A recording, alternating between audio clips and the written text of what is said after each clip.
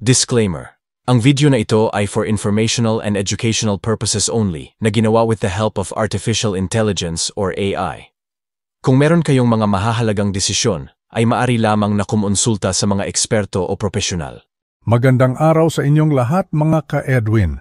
Welcome back sa Edwin Tan Podcast, kung saan pinag-uusapan natin ang mga kwento ng buhay, inspirasyon, at mga taong nagpapaalala na kahit gaano kahirap ang mundo, may pag-asa pa rin at may laban pa rin. Ngayon, gusto kong ibahagi sa inyo ang isang karakter na hindi lang basta news figure, hindi lang basta journalist, hindi lang basta public figure.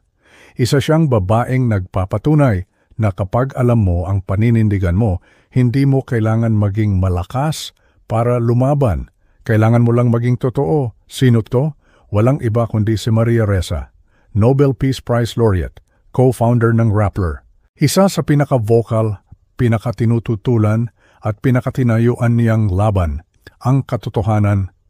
Pero teka, sino nga ba si Maria Ressa kung tatanggalin natin yung mga titulo, awards at headlines? Si Maria ay isang babaeng lumaki ng may dalawang mundo, Pilipinas at Amerika.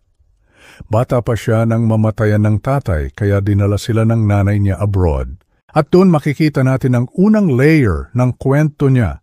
Hindi siya lumaking privileged princess.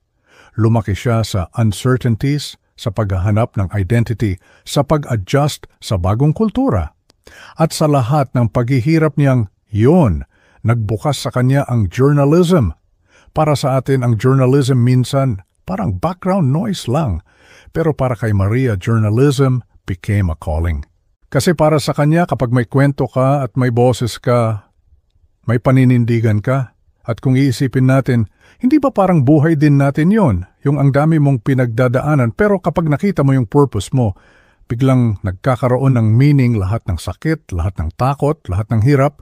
Ganun si Maria. Ang laban sa katotohanan, fast forward.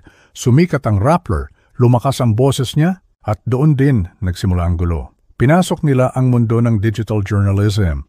Isang mundo na mabilis, magulo, puno ng fake news, trolls, bots, misinformation. Pero, imbes na sumabay lang, nilabanan nila ito. Naglabas sila ng investigative reports, nagbigay insight tungkol sa social media manipulation at nagtanong sa mga taong ayaw magpa-question. At dito ko masasabi na ang pinakamatinding aral kay Maria ay ito. The truth is not always comfortable, but it is always necessary. Kasi sa panahon ngayon, ang katotohanan madalas, hindi na siya yung hinahanap ng mga tao. Mas gusto natin yung masaya, mas madali, mas convenient, mas viral. Pero sa mata ni Maria, ang katotohanan ay hindi dapat i-edit, hindi dapat i-filter para sumunod sa algorithm. Hindi dapat binabaluktot para lang kumita o sumikat. At isipin mo to, kung karaniwang tao nga ayaw minsan marinig ang totoo tungkol sa sarili nila, paano pa kung buong bansa? Kaya hindi nakakapagtaka na marami siyang inabot, mga demanda, arrest warrants, cyber libel cases, at imbes na tahimik siyang magwala, tumakbo o magtago, humarap siya. Nakangiti pa minsan, ang tapang mo, di ba? Pero ano nga bang pinaglalaban niya? Hindi lang siya lumalaban para kay Maria Ressa, hindi lang para sa Rappler, hindi lang para sa press freedom. Lumalaban siya para sa karapatan nating lahat na malaman ang katotohanan. Isipin mo to, kapag may nangyaring mali sa bansa, pero walang naglakas loob na magsabi, paano natin malalaman? Paano natin malalaman kung may dapat ayusin, kung may dapat itama? Kung walang magsasalita, mananalo ang kasinungalingan. Kaya mahalaga ang ginagawa niya. Hindi dahil perpekto siya, hindi dahil tama siya sa lahat ng bagay, kundi dahil hindi siya natatakot magtanong at magsabi ng totoo kahit hindi ito popular, kahit hindi ito ligtas. Bakit siya dapat tularan? Marami sa atin gusto rin namang lumaban sa tama, pero minsan natatalo tayo ng takot, hiya, pressure. Opinion ng ibang tao, komento sa social media, yung fear na baka ma-judge ako, or yung voice sa loob natin na nagsasabing, wag na lang, tahimik ka na lang.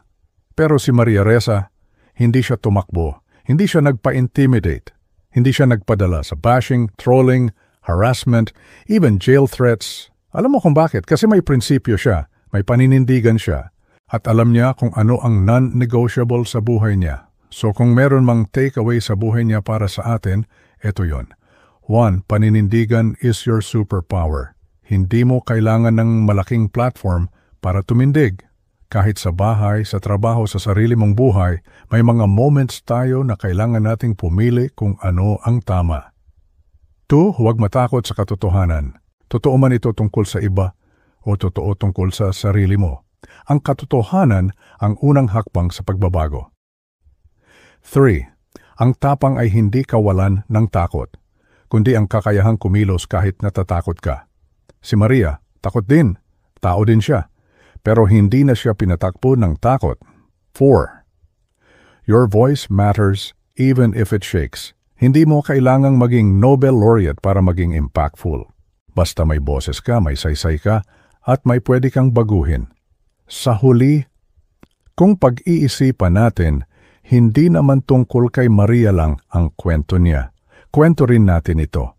Kwento ng bawat Pilipino na gustong maging totoo kahit mahirap. Kwento ng tao na gusto ng mas mabuting bansa, mas matinong komunidad, mas maayos na buhay. At sana, kung may makuha tayo sa kwento niya, ito yon. Hindi mo kailangang maging sikat para magpakatotoo, pero kailangan mong magpakatotoo para maging tunay na malaya. Call to action.